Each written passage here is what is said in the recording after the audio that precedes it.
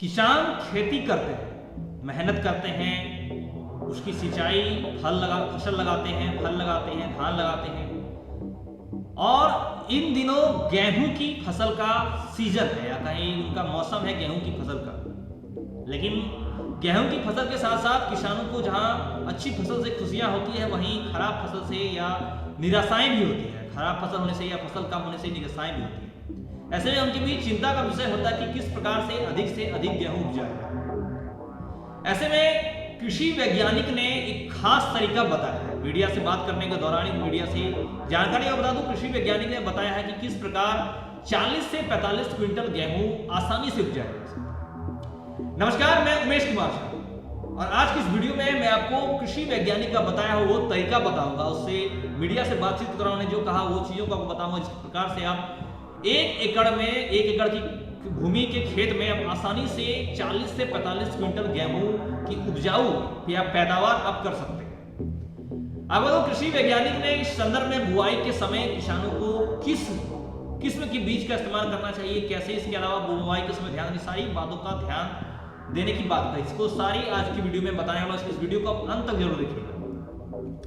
अब गेहूं की खेती करने वाले किसानों के लिए कोडरमा कृषि विज्ञान केंद्र के वरिष्ठ वैज्ञानिक डॉक्टर एके राय, उन्होंने बताया कि गेहूं बेहतर उत्पादन प्राप्त करने वाली फसल है और किसानों को गेहूं की बुआई से लेकर कटाई तक विशेष ध्यान रखने की आवश्यकता है ताकि उन्हें बम्पर उत्पादन प्राप्त हो सके। क्योंकि जैसा कि मैंने शुरू में कहा है कि अगर किसानों की खेती के दौरान अगर अच्छी सी फसल नहीं होती है, पर्याप्त गेहूं नहीं होते, तो उसे निराशा होती है और उन्हें उनकी वो जरूरतें पूरी नहीं हो पाती है जिस उम्मीद से, जिस सपने से वो गेहूं उपजाते हैं। इसी समस्याओं को ध्यान में रखते हुए कृषि वैज्ञानिक डॉक्टर एके राय ने बताया कि गेहूं के बुआई के समय किसानों को उन्नत किस्म के बीज का चयन करना चाहिए। इसके अलावे बुआई के समय गेहूं के बीज छींटने के बजाय उसे एक लाइन में बुआई करना चाहिए। जी हाँ, ध्यान से सुनिएगा बातों को। किसानों को कि बीज छींटने के बजाय उन्हें एक लाइन में बुआई करनी चाहिए और बुआई के समय गेहूं के बीज के अंतर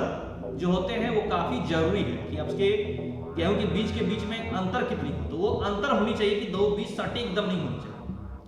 इससे अगर आप बीजों के बीच में अंतर हो, अगर वो एक लाइन में बुआई की गई हो, तो इससे बेहतर उत्पादन होता है।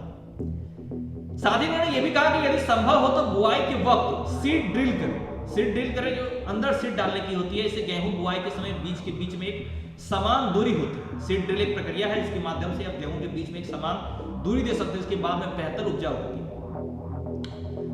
ऐसे में आपको फर्टिलाइजर मैनेजमेंट का भी ध्यान देना होगा, क्योंकि फर्टिलाइजर मैनेजमेंट से गेहूं के फसल को या कोई फसल को उचित पोषण मिलता है। इस संदर्भ में बात करते हुए उन्होंने कहा कि गेहूं की बुआई कर चुके किसानों के लिए फर्टिलाइजर मैनेजमेंट बहुत जरूरी है। दरअसल आपके मन में ये सवाल आ रहा होगा कि फर्टिलाइजर मैनेजमेंट क्या होता है। अब तो बुआई के समय डीएपी और पोटास खेत में डालना चाहिए। उन्होंने कहा कि डीएपी और पोटास आप बुआई के समय ही डालिए। इसके बाद जब पौधा 25 से 30 दिन का हो जाए, यानी कि उससे करीब 25 से 30 दिन जब हो जाए बुआई के बाद, तो उसके बाद सिंचाई के उपरांत यूरिया खाद गेहूं की फसल में डालना अनिवार्य है। अगर यूरिया की फसल डालना चाहिए, अगर डालते हैं तो फसल बेहतर होती है। और दूसरी बार जब गेहूं की फसल में कली निकलने लगे, जब उसमें गेहूं की कली निकलने लगे, तब यूरिया का छिड़काव करना चाहिए। पहली बार 25 से 30 दिन बाद और दूसरी बार जब गेहूं की फसल की कली निकलना शुरू हो जाए। वहीं तीसरी बार जब फूल निकलने की अवस्था होती है, तब यूरिया का छिड़काव करना चाहिए। तीसरी बार, ध्यान से सुनिएगा इस बातों को, क्योंकि कृषि वैज्ञानिक द्वारा कहा गया है, वैज्ञानिक द्वारा ये प्रमाणित है। अगर इस फॉर्मूला को, इस विधि को अपनाते हैं तो आपकी फसल में बेहतर देखने को मिलेगा। तीसरी बार यूरिया का छिड़काव करना चाहिए। इससे गेहूं की फसल का उचित विकास होता है और किसानों को बेहतर उत्पादन प्राप्त होता है। सबसे पहले बीज बोते समय डीएपी या पोटास, 25 से 30 दिन के बाद सिंचाई के उपरांत यूरिया खाद, और उसके बाद तीसरी बार जब फूल कली की अवस्था होती है तब यूरिया का छिड़काव करना चाहिए। आपको बता दूं, कृषि वैज्ञानिक डॉक्टर एके राय ने इस संदर्भ में बताया कि गेहूं की फसल के बेहतर उत्पादन के लिए सिंचाई पर भी किसानों को विशेष ध्यान देने की आवश्यकता है। जी हाँ, ज्यादा पानी, कम पानी या बिना अंतराल का, बिना पर्टिकुलर समय अंतराल में अगर पानी देते हैं, इससे भी गेहूं की फसल में प्रभाव पड़ता है। गेहूं की फसल को तैयार करने में 4-5 बार सिंचाई करनी जरूरी है। जी हाँ, गेहूं की फसल में कम से कम 4 से 5 बार सिंचाई होनी आवश्यक है। और इस संदर्भ में उन्होंने बताया कि गेहूं की फसल लगाने के करीब 30 से 35 दिन के बाद किसानों को खेत में घास मारने की दवा का भी छिड़काव करना चाहिए, क्योंकि आमतौर पर देखी जाती है किसान गेहूं की फसल लगाते हैं लेकिन पानी पाकर गेहूं से पहले घास अपना पकड़ ज्यादा कर लेते हैं और घास बढ़ जाते हैं। ऐसे में आप घास मारने की दवा का छिड़काव कर सकते हैं और करनी चाहिए, क्योंकि इससे घास मर जाएंगे और गेहूं की फसल में पर्याप्त वृद्धि देखने को मिलेगी।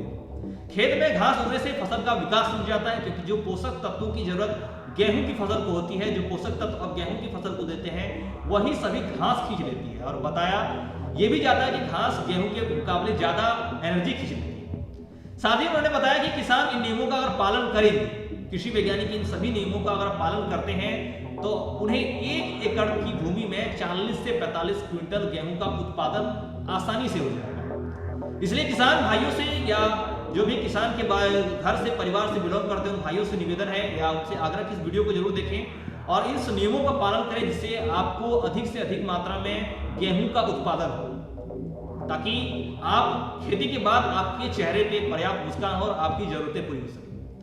आज के इस वीडियो में इतना ही। आगे आपसे फिर मिलेंगे कुछ नई अच्छी खबरों के साथ। और ये सभी किसान भाइयों को आपको ये वीडियो अच्छा लगे और ये जरूरत की खबरें हैं तो ये सभी किसान भाइयों को, दोस्तों को ये वीडियो जरूर शेयर कीजिए, उन्हें पहुंचाइए ताकि किसान पर्याप्त मात्रा में गेहूं का सही तरीके से उत्पादन कर सके। आज के वीडियो में इतना ही। नमस्कार।